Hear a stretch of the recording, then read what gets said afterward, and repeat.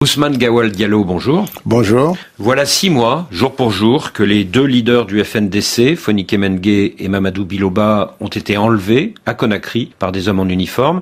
Depuis le 9 juillet, on est sans nouvelles d'eux. Quelles sont vos informations à leur sujet? Écoutez, je pense que le ministre de la Justice ou le procureur général devrait faire un point de situation. Nous attendions ce point en fin d'année, en mois de décembre, puisque les enquêtes sont ouvertes de ce point de vue-là. Et je pense que très rapidement, il devrait prendre la parole pour donner plus ample information sur l'évolution de l'enquête. Est-ce que ça veut dire que ça y est, on en sait un petit peu plus sur l'endroit où ils sont actuellement détenus? Je n'ai pas d'informations nouvelles, plus que ce qui avait été déjà dit par le procureur, qui avait attesté publiquement qu'il n'était détenu dans aucun centre de détention officiellement connu en Guinée. Donc nous attendons les informations qui vont arriver pour actualiser par rapport à l'évolution de l'enquête. Est-ce que ça veut dire que on va avoir la confirmation qu'ils ont bien été enlevés par des forces qui dépendent des autorités guinéennes, sans doute des forces spéciales? Ça, nous sommes catégoriques là-dessus. Ils n'ont pas fait l'objet d'enlèvement par les autorités, par les institutions, par les forces spéciales ou des agents de police judiciaire. Ça, c'est clair. Après, derrière, pour ceux qui essayent de lier ces enlèvements à l'État, cela ne repose sur aucun fondement. Simplement, les témoins de leur enlèvement sont formels. Ils ont été kidnappés par des hommes en armes et en uniforme militaire. Donc même s'ils n'ont pas été enlevés par des forces officielles, beaucoup pensent qu'ils ont tout simplement été kidnappés par un service secret qui n'obéit qu'aux militaires du CNRD. C'est difficile parce que nous ne connaissons pas l'existence des services de secret qui n'obéissent qu'au CNRD. Les renseignements généraux, on connaît leur attachement et on ne connaît pas de services de renseignement ou de services secrets qui obéissent qu'au CNRD. Donc ça ne repose pas sur des faits vérifiables. La grande question que tout le monde se pose, Ousmane Gawal Diallo, c'est est-ce que Fonike Mengue et Mamadou Biloba sont vivants? Et j'espère qu'ils sont vivants. Je prie Dieu qu'ils soient vivants. C'est des jeunes que je connais parfaitement, avec lesquels j'ai partagé un long moment en prison, du temps du régime d'Alpha, et j'espère qu'ils sont vivants, où qu'ils soient, et qu'on puisse les retrouver en bonne santé. Oui, mais leurs femmes, leurs amis n'ont aucune nouvelle d'eux depuis 6 mois, et ils craignent qu'ils ne soient plus vivants. Quelle est votre intime conviction? Mais moi, je ne peux pas nourrir l'idée qu'ils soient morts, parce que ce serait connu. Je pense que c'est plus facile, peut-être, que des vivants restent sans donner de nouvelles, mais les morts, elles parlent tout de suite. Je crois qu'ils sont vivants, j'espère qu'ils sont vivants, et je pense que c'est l'attente de tout le monde, des autorités comme des citoyens de ce pays. À la suite de la disparition de Fonike Mengue et de Mamadou Biloba, les deux familles ont porté plainte devant la justice française. Est-ce que vous n'auriez pas intérêt à ce que ces détenus sortent du secret pour que l'image de votre pays ne se dégrade pas?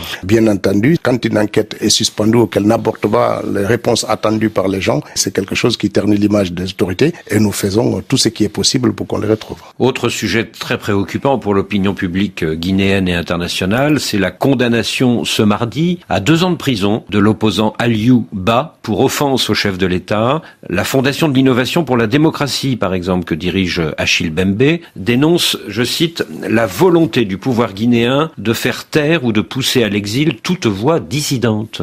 Bon, ça c'est le discours qui est entretenu, mais il faut faire la distinction entre la critique, la diffamation, parce que la diffamation est sanctionnée pénalement, alors que la critique, elle est acceptée dans les démocraties en construction que nous essayons de faire dans nos pays. Donc il ne faut pas considérer que ce soit une volonté des autorités de museler ou de pousser à l'exil. Aucun responsable politique n'est poussé à l'exil à ce jour pour des faits liés à la liberté d'expression ou à des critiques. Oui, mais franchement, 2 ans de prison pour une prétendue offense au chef de l'État. Je ne vais pas commenter cette action, d'autant mieux que c'est un processus judiciaire qui est en cours. J'ose espérer qu'ils seront plus cléments à l'étape suivante. Oui, parce que les avocats font appel. Voilà, exactement. Et donc, j'ose espérer qu'ils seront cléments et que cela va amener aussi à développer des discours plus apaisants pour faire en sorte que le vivre ensemble dans notre pays soit quelque chose d'important pour chaque acteur. Depuis le départ en exil de Cellou Dalein Diallo et de Sidya Touré, Aliou Ba était la seule figure de l'opposition qui était restée à Conakry à ses risques et périls. Est-ce que sa condamnation, c'est pas une façon pour vous de dire aux dirigeants de l'opposition qu'ils n'ont plus que 2 solutions, la prison ou l'exil? D'abord, je ne vois pas pourquoi Cellou et Sidya, comme vous les citez, se considèrent comme en exil, puisque personne ne les a mis en exil. Sidya, par exemple, ne fait l'objet d'aucune poursuite dans son pays, n'est pas interdit de venir. Les partis politiques qu'il préside font des activités hebdomadaires tous les samedis et se livrent à des critiques souvent très sévères contre les autorités, et leurs sièges n'ont pas fait l'objet de fermeture. Moi, je rappelle ici, quand c'était le régime d'Alpha Condé, le siège de l'UFDG avait fait l'objet de fermeture de plus d'1 an. Je ne vois pas pas pourquoi ils considéreraient que l'alternative qu'ils ont, c'est l'exil ou se taire. Et ce n'est pas du tout la vérité de la situation de notre pays. Voilà 3 ans que les militaires du CNRD sont au pouvoir pour redresser la situation du pays. Et pourtant, la population continue de protester contre la vie chère. Qu'est-ce que vous répondez à ceux qui disent que vous n'avez pas un bon bilan? Beaucoup de choses ont connu des améliorations substantielles, du pouvoir d'achat, de l'offre de la prise en charge sociale, des infrastructures nouvelles qui ont été construites, des routes, de l'électricité, de l'eau, des services de base qui ont été substantiellement améliorés. Aujourd'hui, le franc guinéen est l'une des seules monnaies les plus stables qui n'a pas connu de variation notable avec les devises étrangères, ce qui n'est pas le cas des autres pays. L'inflation est maîtrisée à des niveaux acceptables par rapport à la sous-région, une croissance qui est 2 fois plus importante que celle qui est connue dans la sous-région. Maintenant, il y a une augmentation du coût de la vie liée à beaucoup de facteurs, la guerre en Ukraine, ça entraîne une hausse du prix du pain et d'autres céréales. Les transports ont connu aussi une augmentation et tout ça se répercute un peu, mais c'est très largement atténué par les mesures sociales que les autorités ont mises en place. Et qu'en est-il justement de ces prestations sociales? Les prestations sociales, c'est une première parce que les salariés guinéens ont une prise en charge de plus de 70% des coûts des soins et ça c'est quelque chose de nouveau. Il y a une augmentation considérable des revenus. D'ailleurs, à l'occasion du discours de l'an, le chef de l'État a annoncé une augmentation de 30% du traitement indiciaire des fonctionnaires, ce qui est quelque chose d'important. Près de 30 000 jeunes ont été recrutés à la fonction publique et dans les entreprises parapubliques depuis 3 ans, ce qui n'était jamais arrivé au cours des 30 dernières années. C'est nouveau. Il faut profiter des investissements importants qui arrivent dans le pays pour faire en sorte que les populations puissent bénéficier des développements économiques et des investissements nouveaux qui arrivent. Le président de la transition, le général Mamadi Doumbouya, avait promis de quitter le pouvoir avant le 31 décembre de l'année dernière. Il ne l'a pas fait. Et à ses vœux du Nouvel An, il a annoncé que la date du référendum constitutionnel serait annoncée lors de ce premier trimestre. Est-ce que vous pouvez nous en dire plus? En tous les cas, l'exigence du chef de l'État est de faire en sorte que le référendum ait lieu avant la fin du premier semestre. Donc, dans les prochains jours, je pense que le ministère de l'Administration du Territoire devrait nous donner un calendrier plus précis. Donc, il ne reste plus qu'à élaborer un fichier électoral et à aller à ce référendum qui est attendu pour le retour à l'ordre constitutionnel. Donc un référendum avant le 30 juin? Avant le 30 juin.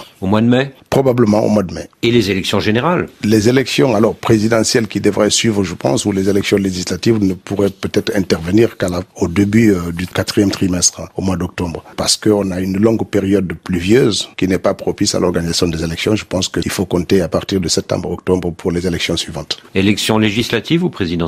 Alors probablement présidentielles. En tout cas, si on me demandait mon avis, c'est à cela, mais c'est pas ce que le ministère de l'Administration du Territoire va proposer. Ma préférence va pour les présidentielles. Alors à cette élection présidentielle, est-ce que les leaders des grands partis d'opposition pourront rentrer au pays et faire campagne? Bien entendu, parce que aucun leader n'est interdit de venir en Guinée. Les leaders qui sont aujourd'hui à l'étranger, le seul qui est poursuivi officiellement, c'est Alpha Condé. Celle ne fait pas l'objet de poursuites judiciaires en Guinée. Sidia non plus. Donc rien ne les empêche. Il y a d'autres leaders. Vous avez M. Lansana Kouyaté, il y a Ousmane Kaba, il y a des centaines d'autres leaders qui sont Dr Faya, Milimono. Il y a des leaders qui sont en Guinée, qui vivent leur vie tranquillement et qui font les critiques lorsque c'est nécessaire sur l'action du gouvernement. Donc ils peuvent rentrer quand ils veulent. Ce qui est négatif chez eux, c'est de faire croire qu'ils font l'objet de persécutions au point qu'ils sont à l'étranger ou qu'ils font l'objet de poursuites judiciaires. Et même si c'était le cas, je pense que la responsabilité aussi des leaders politiques, c'est de faire face à la justice de leur pays. Donc si Cellou Dalein Diallo rentre, il risque la prison? Je ne sais pas s'il ira en prison, mais si la justice estime qu'il doit être questionné, je pense qu'il ne doit pas se dérober. Il doit accepter d'être questionné et de donner sa part de vérité. C'est aussi cela, respecter les institutions. Parce que d'un côté, lorsque le procès du 28 septembre s'est passé, il faisait partie des tout premiers leaders politiques qui ont apprécié et félicité les juridictions guinéennes pour avoir réussi à mener ce procès de crime contre l'humanité à bon port, avec des verdicts que tout le monde a salués. Il était devant. Et c'est la même justice-là, quand il le convoque, il estime que c'est une justice qui est instrumentalisée. Il faut savoir ce qu'on veut. On ne peut pas vouloir une justice dans un pays indépendante, autonome et qui agit et dire que pour garantir son indépendance, moi je dois être en dehors de la sphère judiciaire. Cela n'est pas possible. Est-ce que le général Mamadi Doumbouya sera candidat à cette présidentielle? Nous le souhaitons qu'il soit candidat parce que nous espérons qu'il peut apporter plus de réponses aux attentes des populations en termes de développement, en termes d'unité du pays, en termes d'apaisement que n'importe quel autre leader. Maintenant, la décision lui revient. revient à lui. Il avait pourtant promis, quand il avait pris le pouvoir il y a 3 ans, qu'il rendrait le pouvoir aux civils. Il peut promettre qu'il va rendre le pouvoir. Si les populations guinéennes font appel, il sera obligé de répondre positivement à l'appel du peuple de Guinée. Donc il ne va pas tenir sa promesse? J'en sais rien s'il ne va pas tenir. Pour l'instant, il ne s'est pas prononcé. Mais l'immense majorité de nos concitoyens souhaiteraient que le président soit candidat et qu'il continue les transformations qu'il est en train de faire pour la Guinée. Alors les partisans d'une candidature du général Doumbouya ont organisé à la fin de l'année dernière plusieurs manifestations populaires et notamment un tournoi de football qui a tourné à la tragédie à Nzérékoré. C'était le 1er décembre. Est-ce que vous avez un nouveau bilan des victimes? Il n'y a pas eu d'évolution du bilan. On s'est arrêté à 56 morts. C'est une tragédie qui a endeuillé notre pays et qui a amené le chef de l'État à décréter 3 jours de deuil national et qui a rappelé toute sa compassion aux familles à l'occasion du discours de l'an.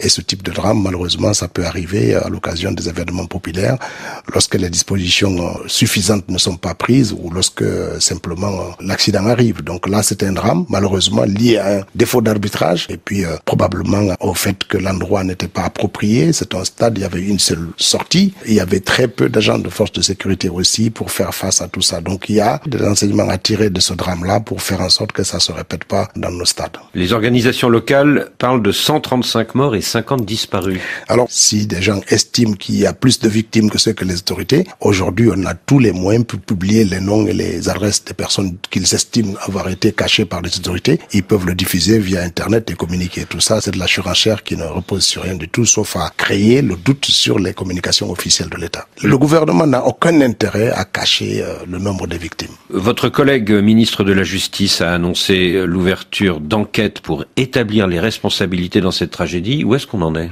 Alors, il y a des auditions qui se passent. Je sais qu'il y a des personnes très importantes qui étaient impliquées dans l'organisation qui ont été auditionnées. Qui, par exemple? On ne peut pas dire les noms, mais en tout cas, toutes les personnes que la justice estime qui ont des choses à dire ont été auditionnées et c'est en cours.